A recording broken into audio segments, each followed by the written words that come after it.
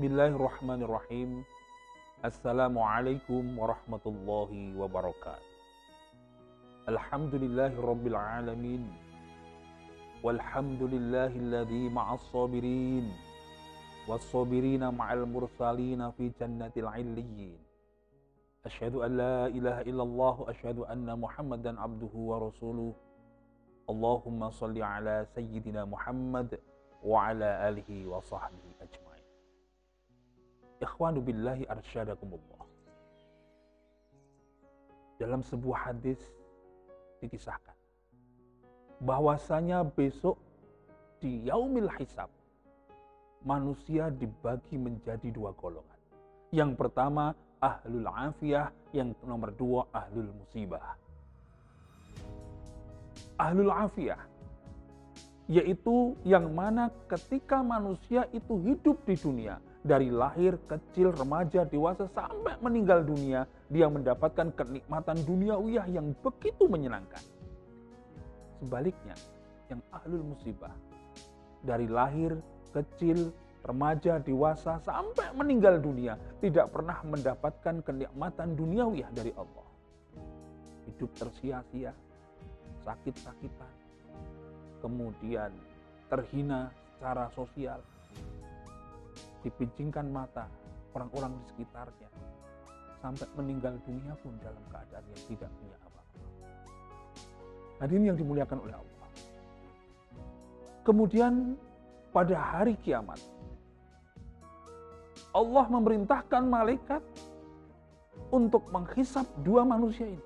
Yang pertama kali dihisap adalah orang-orang yang ahlul musibah, yang mana ketika dia hidup di dunia tidak pernah mendapatkan kenikmatan duniawiyah.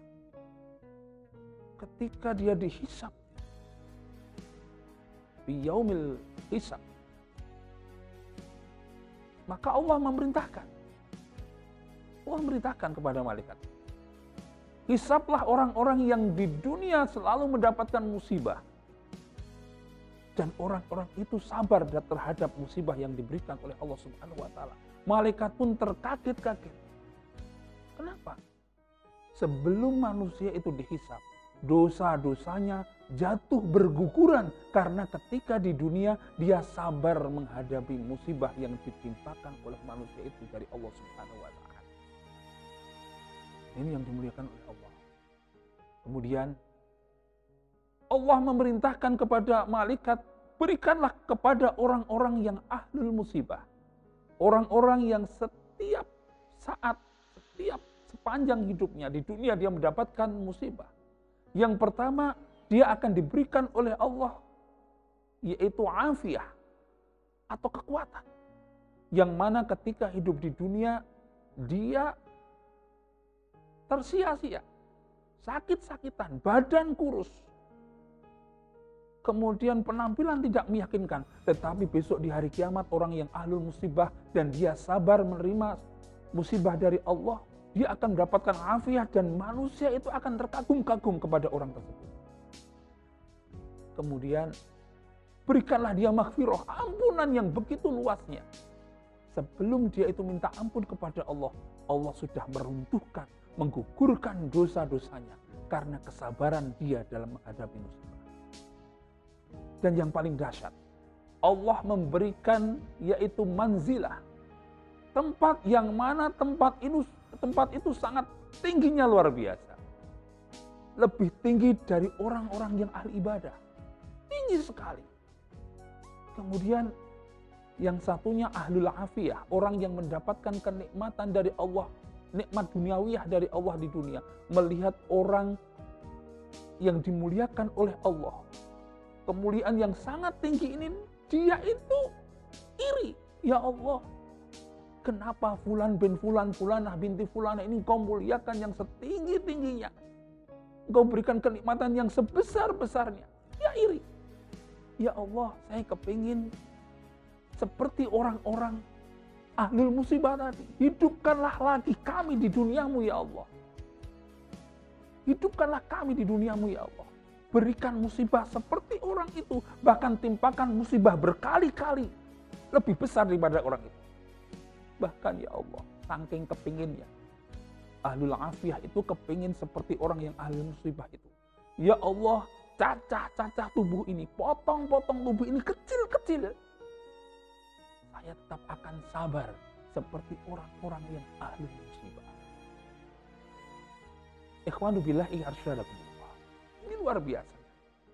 Jadi ketika kita mendapatkan musibah di dunia, musibah yang tidak pernah ada ujungnya, kalau dalam bahasanya orang-orang yang itu karena terlalu meratap seperti itu, dia akan dimuliakan oleh Allah, akan dimuliakan semulia-mulianya, manzilah, tempat yang sangat tinggi, ampunan yang sangat luas, afiyah yang sangat mengagumkan.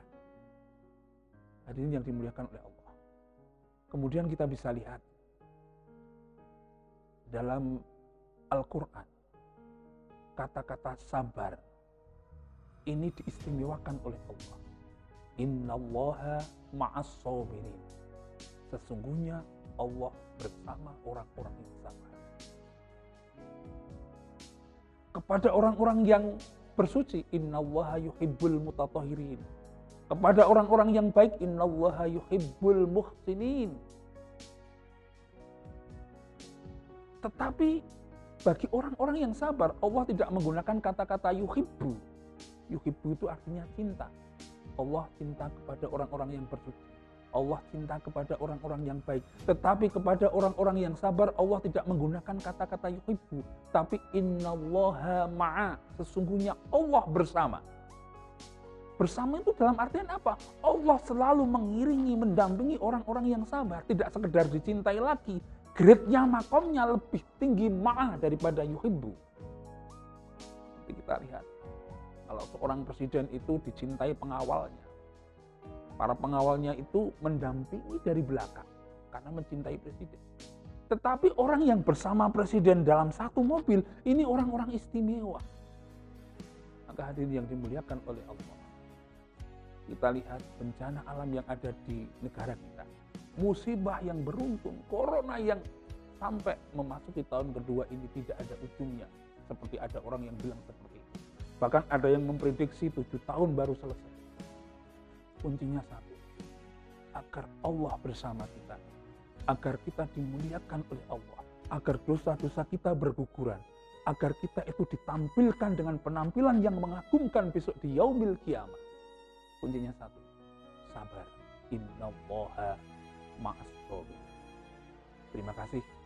Wallahu muwaffiq ila aqwamit thoriq. Wassalamualaikum warahmatullahi wabarakatuh.